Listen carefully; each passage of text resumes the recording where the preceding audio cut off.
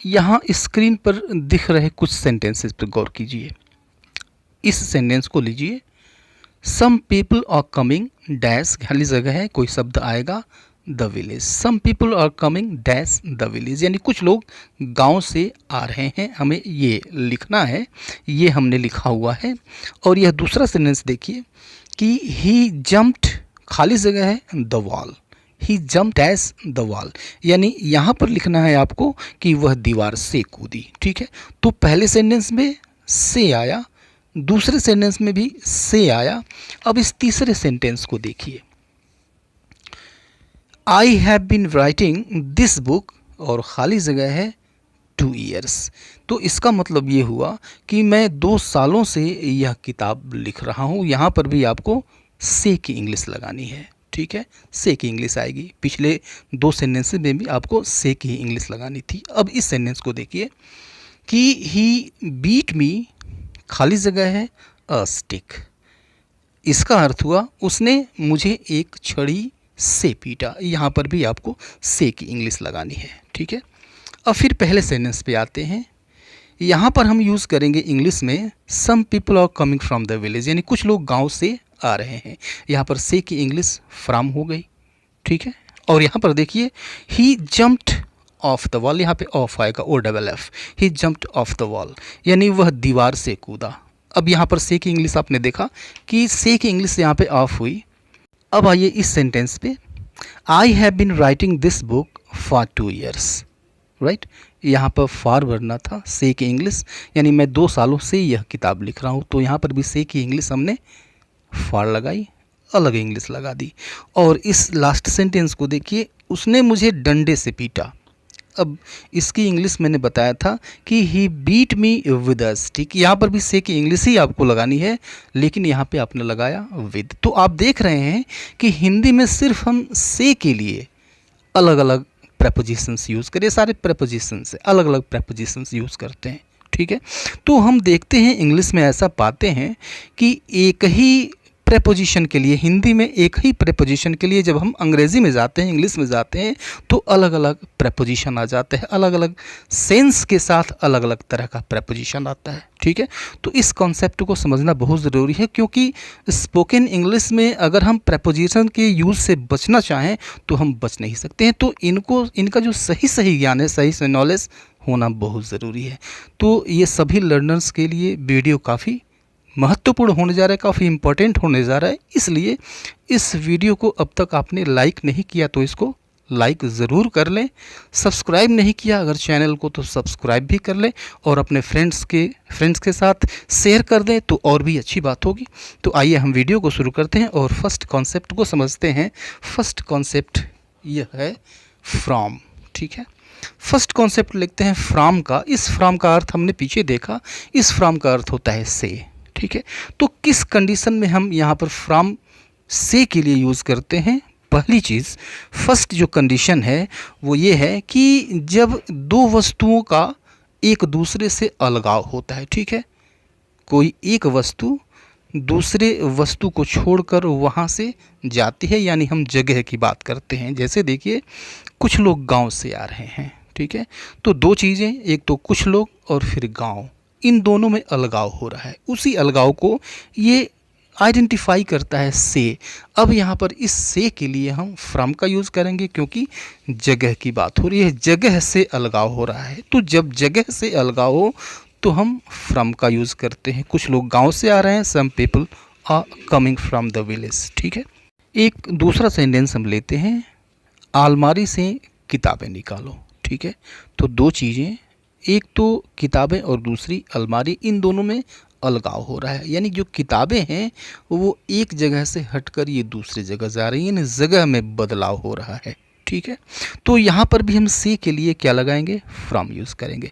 Take out books from the almirah, take out books from the almirah. ठीक है, तो जब एक वस्तु का किसी जगह से अलगाव हो और हिंदी का से यह सूचित करता है, ये आइडेंटिफाई करता है, तो इंग्लिश में हम उसके लिए फ्रॉम का यूज़ करते हैं। ठीक है, राइट।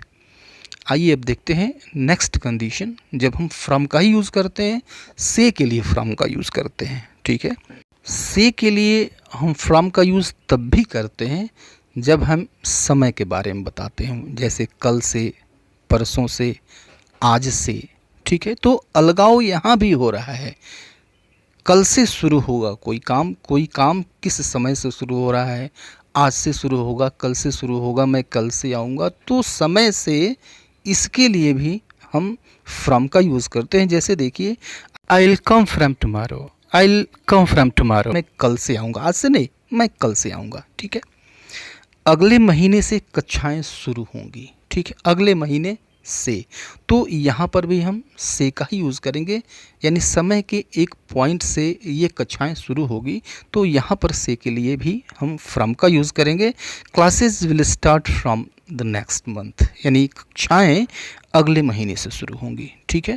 तो नेक्स्ट जो कंडीशन है, जो दूसरी कंडीशन क्या थी, जब हम समय से की बात करें कि फला समय से, कल से, आज से, परसों से, तो इस से के लिए हम फ्रॉम का यूज़ करते हैं, ठीक है। फ्रॉम को यूज़ करने के लिए से के अर्थ में एक तीसरी कंडीशन भी है, ठीक है। जब हम किसी स्रोत से की बात करते हैं, यानी किसी चीज़ को किसी हम स्रोत से प्राप्त करते हैं, ठीक है। जैसे कि आपने कोई सूचना प्राप्त की, कोई इन्फॉर्मेशन प्राप्त किया, और वो किस व्यक्ति से प्राप्त किया, अपने फ्रेंड से प्राप्त किया, तो जो सोर्स ऑफ इन्फॉर्मेशन है वो आपका फ्रेंड है, ठीक है। तो हिंदी में इस कंडीशन में से आएगा, इंग्लिश में आएगा फ्रॉम, ठीक है। देखिए एग्जांपल देखिए कि I knew this thing from Rahul, यही सेंटेंस था पीछे, उससे मुझे यह बात पता चली, राहुल से मुझे यह बात पता चली, ठीक है। तो सोर्स ऑफ इन्फॉर्मेशन कौन है, राहुल है। तो राहुल से, तो इस से के लिए फ्रॉम यूज़ करेंगे, राहुल से means from Rahul, means I knew this thing from Rahul, यानी राहुल से मुझे यह बात पता चली। एक और एग्जांपल देखिए कि मैंने यह उदाहरण न्यूज़पेपर से लिया, ठीक है। तो उदाहरण लिया, तो सोर्स क्या है, लेने का जो सोर्स है वो क्या है, तो न्यूज़पेपर है, ओके। तो न्यूज़पेपर से, यहाँ पर से के लिए हम फ्रॉम का यूज़ करेंगे, from the newspaper, okay. I took this example from the newspaper, मैंने यह उदाहरण न्यूज़पेपर से लिया, अखबार से लिया, राइट। तो ये फ्रॉम के तीन कॉन्सेप्ट्स थे जब हम से के लिए फ्रॉम का यूज़ करते हैं इन तीन कंडीशंस में।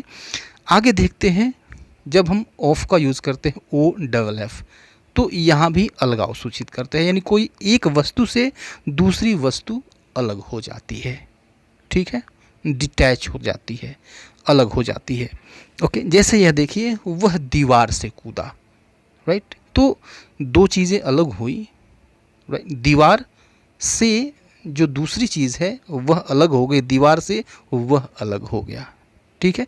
तो वह दीवार से कूदा, तो दीवार से के लिए ऑफ द वॉल यूज़ करेंगे, ही जम्प्ड ऑफ द वॉल, वह दीवार से कूदा। एक और एग्जांपल देखिए ताकि यह और अच्छी तरह से क्लियर हो जाए, मेज़ पर से किताबें हटा दो, राइट। तो दो चीज़ें, मेज़ और किताबें।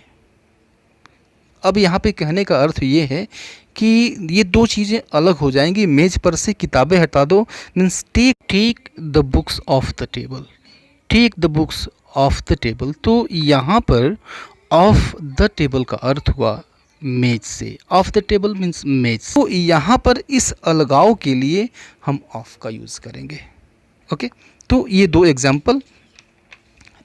आगे देखते हैं, जब हम से के लिए इंग्लिश में सिंस का यूज़ करते हैं, ठीक है, सिंस का यूज़ करते हैं। ये जो सिंस है यह पास्ट टाइम बताता है, तो यानी पास्ट टाइम के किसी पॉइंट ऑफ टाइम से काम शुरू हुआ और वह काम अभी जारी है, या फिर जारी था, या फिर जारी रहेगा, ओके। जैसे देखिए कि वह सुबह से खेल रहा है, तो काम पास्ट टाइम में शुरू हुआ सुबह, ठीक है। हम पीछे समय की बात कर रहे हैं, पास्ट टाइम की बात करें तो शुरू सुबह में हो गया और यह काम अब तक चल रहा है, तो यहाँ पर हम से के लिए सिंस का यूज़ करेंगे। He has been playing since morning, यानी वह सुबह से खेल रहा है। एक और एग्जाम्पल देखिए, पिछले महीने से ही लॉकडाउन है, राइट। तो पिछले महीने से लॉकडाउन शुरू हुआ और यह अभी तक जारी है, तो कोई काम पास्ट टाइम में किसी पॉइंट पे शुरू हुआ और वह काम अभी भी जारी है। अगर यह से पता चलता है तो इस से के लिए सिंस यूज़ करते हैं टाइम से पहले। There has been lockdown since last month, there has been lockdown since last month, यानी पिछले महीने से लॉकडाउन जारी है, चल रहा है, लगा है, राइट। नेक्स्ट कंडीशन देखते हैं। से की इंग्लिश फॉर होती है। से की इंग्लिश फॉर होती है कब होती है? कि जब समय को गिना दिया जाए, समय को यूनिट में गिना दिया जाए, जैसे 1 वर्ष से 2 वर्ष से, समय का नाम न दिया हो, समय को गिनाया जाए 1 हफ्ते से 2 हफ्ते से, 1 मिनट से 2 मिनट से, 10 मिनट से, 10 साल से, 2 महीने से, एट्सेट्रा एट्सेट्रा। समय को गिना दिया जाए 2 घंटे से, 4 घंटे से, सीधे सीधे काउंट करके लिख दिया जाए। तो यहाँ पर से के लिए हम फॉर का यूज़ करते हैं, ठीक है। कंडीशन वही है, 2 वर्षों से काम शुरू हुआ और अब तक चल रहा है। 3 महीने का पहले काम शुरू हुआ और वो अब तक चल रहा है। जैसे एग्जाम्पल देखिए, मैं 2 वर्षों से यह किताब लिख रहा हूँ, तो जो समय है उसको काउंट कर दिया गया वर्षों में। कितने वर्ष? 2 वर्ष। मैं 2 वर्षों से यह किताब लिख रहा हूँ, तो यहाँ पर से के लिए हम फॉर का यूज़ करेंगे। Means I have been writing this book for 2 years. I have been writing this book for 2 years. मैं 2 सालों से यह किताब लिख रहा हूँ। अब इस एग्जाम्पल को देखिए और अच्छी तरह से क्लियर करिए इसको। वह कई दिनों से कोशिश कर रहा है, ठीक है। तो काम जो है वह कई दिनों से शुरू है। 1 दिन से शुरू है, 2 दिन से शुरू है, 1 सप्ताह से शुरू है, 2 सप्ताह से शुरू है। वह कई दिनों से कोशिश कर रहा है। He has been trying for many days. यहाँ पर से के लिए हम फॉर का यूज़ करेंगे। He has been trying for many days. वह कई दिनों से कोशिश कर रहा है, ठीक है। तो यह से के लिए हम फॉर का यूज़ करेंगे इस कंडीशन में। आइए देखते हैं, जब हम से के लिए ही एक डिफरेंट, एक अलग प्रीपोजिशन विद का यूज़ करते हैं, कब करते हैं। अब देखिए कि अगर आप किसी साधन की सहायता से कोई काम करते हैं, राइट, यात्रा की बात नहीं हो रही, यात्रा नहीं करने की हम बात कर रहे हैं। किसी साधन से कोई काम करते हैं, जैसे किसी को आप डंडे से मारते हैं, ठीक है, या फिर आप किसी चाकू की सहायता से किसी चीज़ को काट देते हैं, या फिर आप चम्मच की सहायता से कोई चीज़ खाते हैं, राइट। तो अब किसी साधन की सहायता से आपने कोई काम किया, तो यहाँ पर साधन से पहले हिंदी में तो से आएगा, इंग्लिश में आता है विद, ठीक है। जैसे देखिए, उसने मुझे डंडे से पीटा, he beat me with a stick, तो साधन से पहले विद आएगा। He beat me with a stick, उसने मुझे डंडे से पीटा। इस सेंटेंस को देखिए, हम इसे चाकू से छीलते हैं, means we peel it. Peel का अर्थ होता है छीलना, छिलका उतारना। We peel it with a knife, हम इसे चाकू से छीलते हैं। तो यहाँ पर से के लिए विद आएगा, और जो साधन हम प्रयोग करेंगे उसके ठीक पहले इस विद को यूज़ करते हैं, प्लेस करते हैं। नेक्स्ट देखते हैं, जब हम इसी से के लिए बाई का यूज़ करते हैं। बाई का यूज़ कब करते हैं? जब आप किसी साधन से, मीन्स ऑफ ट्रांसपोर्ट से आप यात्रा करते हैं, तो यहाँ पर से के लिए हम बाई का यूज़ करते हैं, ठीक है। जैसे मैं ऑफिस बस से जाता हूँ, बस से जाता हूँ, राइट। तो बस क्या हुआ? मीन्स ऑफ ट्रांसपोर्ट हो गया। तो अब इस मीन्स ऑफ ट्रांसपोर्ट, यहाँ पर से के लिए हम बाई का यूज़ करेंगे। जो साधन हमने मीन्स ऑफ ट्रांसपोर्ट के तौर पे यूज़ किया, उसके पहले हम बाई को यूज़ करेंगे। I go to the office by bus. I go to the office by bus, यानी मैं बस से ऑफिस जाता हूँ, ओके। हम वहाँ हवाई जहाज़ से गए, ठीक है। तो मीन्स ऑफ ट्रांसपोर्ट, यहाँ पर हवाई जहाज़ से पहले से आया हुआ है, इस से के लिए हम बाई का यूज़ करेंगे। We went there by airplane. We went there by airplane. तो ये 2 एग्जाम्पल्स काफ़ी हैं इसको समझने के लिए। आगे चलते हैं हम। जब हम से के लिए या तो थ्रो यूज़ करते हैं या फिर वाया यूज़ करते हैं, ठीक है। अब देखिए, कब हम थ्रो या वाया यूज़ करेंगे। अगर कोई चीज़ किसी दूसरी जगह पे पहुंचती है या फिर दूसरी चीज़ तक पहुंचती है किसी अन्य चीज़ से हो करके, तो वहाँ पर से के लिए हम या तो वाया यूज़ करते हैं या फिर थ्रो यूज़ करते हैं, राइट। जैसे मान लीजिए कि आपको जाना है, दिल्ली जाना है, ठीक है, दिल्ली जाना है। तो अब रास्ते में पड़ता है रास्ते में मान लीजिए कोई सिटी पड़ जाती है, बरेली पड़ जाती है, तो आप बरेली जाते हैं, बरेली हो करके आप दिल्ली निकल जाते हैं। तो यहाँ पर इस से के लिए बरेली से होते हुए दिल्ली में पहुँचा, तो यहाँ पर आप बरेली होते हुए बरेली से गुज़रे और फिर वहाँ से होते हुए कहाँ चले गए, दिल्ली चले गए। तो यहाँ पर बरेली से इसके लिए, इस से के लिए आप वाया का यूज़ करते हैं या फिर थ्रो का यूज़ करते हैं। या फिर एक चीज़ और एग्जांपल ले लीजिए और अच्छी तरह से समझिए इसको। जैसे आपके पास कोई चीज़ पहुंची, आपको आपके फ्रेंड ने कोई चीज़ आप तक पहुंचाई, ठीक है। अब किसी तीसरे आदमी को दे दिया उसने, जो आपका फ्रेंड है उसने अपने नौकर को दिया और फिर नौकर ने आपको ला कर दिया, यानी वह चीज़ आपकी नौकर से होते हुए आपके पास पहुंची।